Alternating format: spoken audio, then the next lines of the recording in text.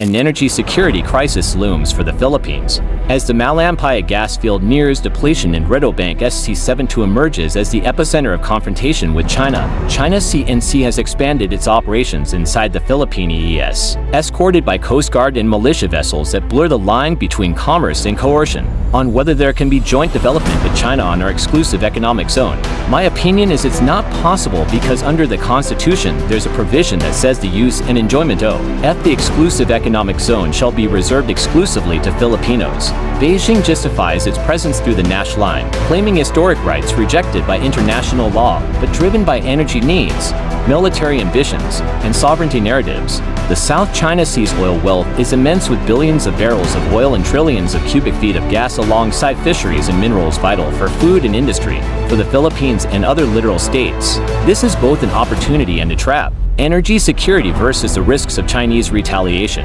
Yet, China's wide hole strategy and economic deterrence have kept exploration stalled, leaving SC-70 to block by constant Chinese interference. I also say this as a Chinese national.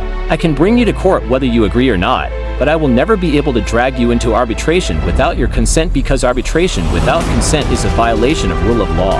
The 2016 PCA ruling confirmed the Philippines' sovereign rights, but Beijing's rejection and escalating offshore expansion show its intent to turn law into irrelevance.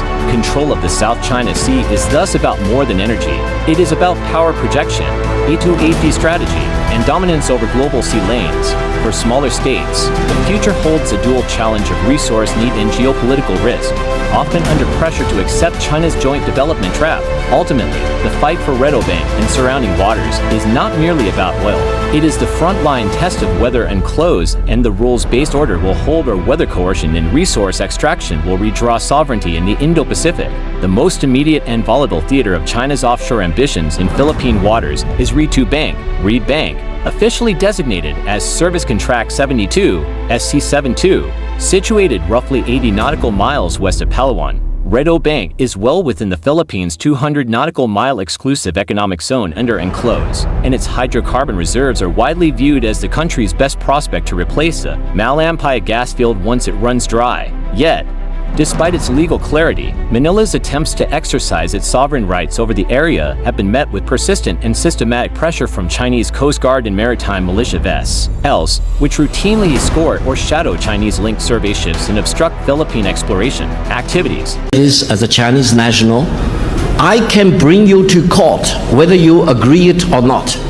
But I will never be able to drag you into arbitration without your consent, because arbitration without consent is a violation of rule of law. This the 26th presence turns what should be a purely commercial energy issue into a flashpoint of sovereignty and security. At the center of this dispute is the China National Offshore Oil Corporation, Beijing's flagship state-owned oil company. While ostensibly a corporate actor, CNOOC is deeply embedded in the Chinese party-state system, functioning as an instrument of foreign policy rather than a neutral commercial entity. Its exploration and survey ships do not operate independently. Instead, they are consistently accompanied and protected by paramilitary escorts from the Coast Guard and the Chinese Maritime militia. This corporate state nexus blurs the line between commercial energy development and military strategy. Beijing frames incursions as business ventures while simultaneously projecting hard power in contested waters. Concrete examples illustrate this carrot-and-stick approach. In August 2023, Philippine authorities reported that Chinese Coast Guard vessels blocked and shadowed Philippine-chartered survey ships conducting seismic studies near Recto Bank, effectively stalling Manila's efforts to move SC-70 toward production. Around the same time, Philippine supply missions to Ayungin Shoal, just south of Recto Bank, were harassed by aggressive Chinese maneuvers, including blocking runs and close-in shadowing that created a climate of intimidation. These incidents highlight Beijing's dual-track strategy, offering the carrot of potential joint development with CNO while wielding the stick of harassment and obstruction against unilateral Philippine activity. The message is unmistakable. Resource extraction in the Philippines will proceed only on terms dictated by Beijing, with CNO as the commercial spearhead and the Coast Guard as the armed enforcer. At the core of Beijing's South China Sea strategy lies the Nine-Dash Line, a sweeping demarcation that claims nearly 90% of the waters as China's own. Despite being legally invalidated by the 2016 Permanent Court of Arbitration ruling, Beijing continues to assert that its position rests on indisputable historical facts and rights dating back centuries. This claim, rejected under modern international law, provides the ideological and legal scaffolding for China's assertive presence, enabling it to frame activities such as Coast Guard patrols, artificial island construction, and resource exploration as sovereign defense rather than expansionism. Beyond historical narrative, energy security is a powerful driver. As the world's largest oil importer, China faces acute strategic vulnerabilities in its dependence on distant sea lanes, particularly through the Strait of Malacca. The South China Sea, by contrast, offers significant untapped offshore energy reserves close to home. China's own state-owned CNOOC plays a central role. In 2022, it derived 43% of its crude oil output from domestic offshore operations, much of it concentrated in the South China Sea. Securing access to these hydrocarbons not only diversifies China's energy portfolio, but also reduces its reliance on vulnerable choke points controlled by foreign navies. Equally important is the military dimension. By maintaining a constant presence in disputed waters, Beijing creates a de facto control zone that extends well into the EEZ of Southeast Asian neighbors. Its extensive program of artificial island building and militarization, notably at Fiery Cross Reef, Mischief Reef, and Subi Reef, has transformed reefs into fortified bases equipped with runways, missile systems, and surveillance infrastructure. These outposts serve as forward operating platforms for the People's Liberation Army Navy, the China Coast Guard, and the Maritime militia, allowing Beijing to project power deep into the South China Sea. In effect, China has created a network of strategic bastions from which it can both safeguard its resource interests and deter foreign naval activity, reinforcing its sovereignty claims through constant on-water enforcement. The South China Sea is not only one of the busiest maritime trade routes in the world, but also one of its most resource-rich regions. According to estimates by the U.S. Energy Information Administration and the Center for Strategic and International Studies, the region contains around 11 billion barrels of oil and 190 trillion cubic feet of natural gas in proven and probable reserves. While these figures are contested, they underscore the immense strategic and economic stakes tied to control of the seabed. Whoever dominates access to these reserves gains not only domestic energy security, but also leverage over regional energy markets. For the Philippines, these resources are existential. The Recto Bank, lying within its exclusive economic zone, is estimated to hold up to 3.4 trillion cubic feet of natural gas and 440 million barrels of oil. These reserves represent the country's most promising replacement for the Malampaya gas field, which currently supplies about 20% of the Philippines' electricity but is projected to run dry by 2027. Developing Recto Bank is therefore a strategic imperative for Manila, not only to keep the lights on, but also to reduce dependence on imported fossil fuels and stabilize its fragile energy sector. Chinese interference here through CNOOC-backed surveys and Coast Guard harassment directly threatens the Philippines' energy future. Beyond hydrocarbons, the South China Sea is a hub of non-hydrocarbon wealth, particularly in fisheries.